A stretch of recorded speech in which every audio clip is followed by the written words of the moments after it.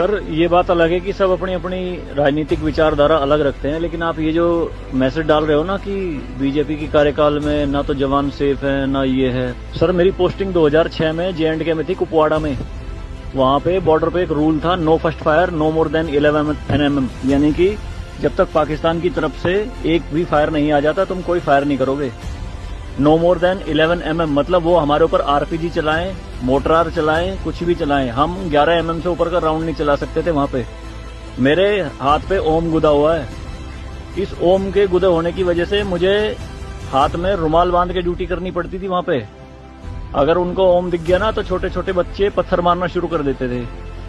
और सर श्रीनगर के लाल चौक पे 26 जनवरी के दिन बहुत बड़ा तिरंगा बिछा के जिंदी गाय काटी थी, जिंदी, और जिंदी की खाल उतारी थी सबके सामने, पूरी सेना के सामने यूनिट खड़ी थी वहां पे पूरी, और चक्कू लहरा के खूब बोलते थे, क्यों भाई हिंदुस्तानी कुत्तों, तुम्हारी माँ है ना ये, देखो क्या हाल करेंगे इसका हम। भाई कुछ नहीं उखाड़ सकते थे उनका। क्यों?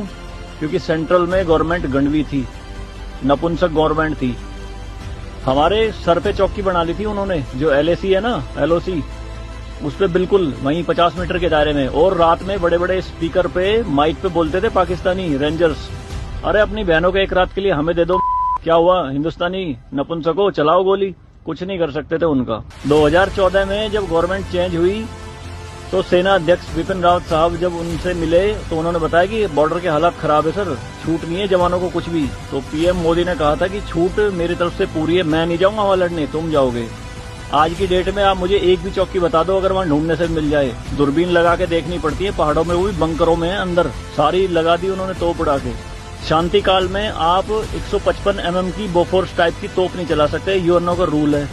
लेकिन 2014 में ये बोफोर्स भी चली JNK में पाकिस्तान की तरफ चौकी उड़ाने के लिए। तो सर ये मत कहिए कि बीजेपी के कार्यकाल में जवान मर रहे हैं, ये हो रहा है। सर सेना के जो हाथ खुले हैं ना वो बीजेपी के कार्यकाल में ही खुले हैं। मैं इसका जीता जागता प्रत्यक्ष आपके सामने बैठा।